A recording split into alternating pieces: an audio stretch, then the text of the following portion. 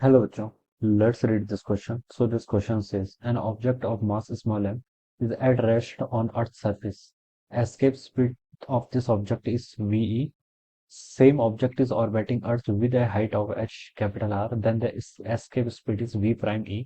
Then आपको V prime E और VE के बीच में क्या बताना है बच्चों, आपकी रिलेशन बताना है। ठीक है, तो देखिए बच्चों, इस क्वेश्चन का की कॉन्सेप्ट ना आप क्या लिख सकते हैं, the key concept of this question, escape speed लिख लीजिए। क्या लिख लीजिए? Escape speed. एस्केप स्पीड का मतलब क्या होता है?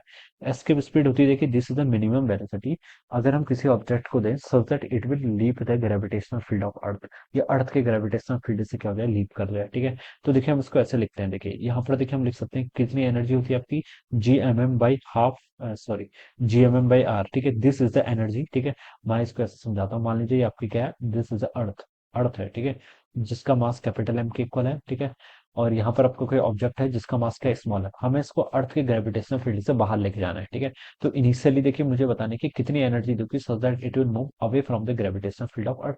तो इनिशियल देखिए इसके पास कितनी एनर्जी होगी, because of the gravitational field of earth. ठीक है, उसके कारण इसके पास पोटेंशियल एनर्जी होगी minus G M M by R. ठीक है, प्लस मिनिमम कितनी वेलोसिटी दूं, जिसको मैं क्या लिख सकता हूँ, हाफ एम वीई का स्क्वायर। ठीक है, ये आपकी मिनिमम काइनेटिक एनर्जी जाएगी। ठीक है, so that it will leave the gravitational field of earth, earth के ग्रेविटेशनल फील्ड को लीव कर जाए। ठीक है, या मान लीजिए आपका इन्फिनिटी पर पहुंच गया। ठीक है, इन्फिनिटी पर जब ये पहुंच जाएगा तो बच्चों उसका पोटेंशियल एनर्जी कितनी होगी, potential energy inversely proportional to R. ठीक है, और इन्फिनिटी पर होगा तो पोटेंशियल एनर्जी ऑलमोस्ट जीरो। ठीक है, और जस्ट पहुंचना है इसको, तो उसके लिए काइनेटिक एनर्जी को भी हम जीरो प्लस, या फिर कैलकुलेशन पर्पस के लिए जीरो ही यूज करेंगे, ये इसके इक्वल होना चाहिए।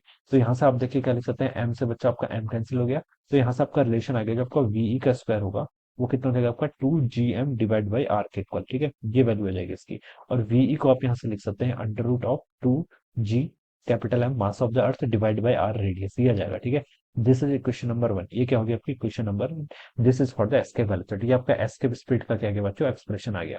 अब बच्चों क्वेश्चन में बोल रखा है कि हम सेम ऑब्जेक्ट को किसी एक ऐसी जगह से थ्रो कर रहे हैं ऑर्बिटिंग अर्थ, जहां पर एच की वैल्यू क्या है, मतलब अर्थ की सरफेस से आर हाइट ऊपर, ये अर्थ की रेडियस मान लीजिए आर है। ठीक है, इससे भी आर हाइट ऊपर जा रहे हैं। ठीक है, तो बच्चों देखिए इस पर हम ये मान लीजिए आपको यहाँ से हम इसको क्या कर रहे हैं, थ्रो कर रहे हैं। ठीक है, अब यहाँ पर देखिए अगेन यही एनर्जी कंजर्वेशन का यूज कर लेंगे। ठीक है, जब हम इसको आर हाइट ऊपर फ्लो करेंगे तो उसके पास पोटेंशियल एनर्जी कितनी होगी, minus G M M divided by two R के इक्वल। ठीक है, this is the potential energy. ठीक है, प्लस इस बार जो आपकी स्पीड है वो कितनी है आपकी, वी वी का प्राइम का स्क्वायर कर लीजिए, it should equal to zero. ठीक है, तो इसको देखिए बच्चों हम सॉल्व करेंगे, तो यहाँ पर आपका एम बाई टू है, ये एम बाई टू से एम बाई टू कैंसिल। ठीक है, वीई देखिए यहाँ से कितना आएगा आपका, अंडर रूट ऑफ, ठीक है, अंडर रूट ऑफ यहाँ से कितना हो जाएगा बच्चों आपका, है टू से टू कैंसिल हो गया, under root of G M by R के इक्वल आएगा। कितना आएगा, अंडर रूट ऑफ आपका जी एम बाई आर के इक्वल। ठीक है, ये वैल्यू इतनी आ जाएगी।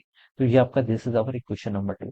अब इन दोनों के बीच में आपको रिलेशन बताना था, तो आप देखिए इन दोनों को डिवाइड कर लीजिए, वीई डिवाइडेड बाई वीई का प्राइम, ये कितना हो जाएगा देखिए, ऊपर देखिए आपका क्या है, under root two G M R. ठीक है, रूट जी एम आर से root G M R cancel, तो ऊपर आपका अंडर रूट वन बच जाएगा, नीचे आपको वन आ जाएगा।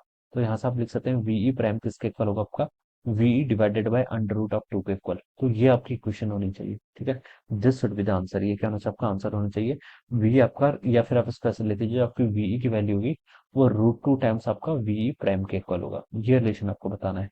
तो देखिए बच्चों, ये इक्वेशन आपको गिवन कर रखा है थर्ड ऑप्शन में। ठीक है, तो ऑप्शन थ्री क्या होगा इसके करस्पॉन्डिंग आपका राइट आंसर होगा। तो इस तरीके से बच्चों हम क्या करेंगे इस क्वेश्चन को solve. So I hope you are understood this concept. All the best and thank you so much.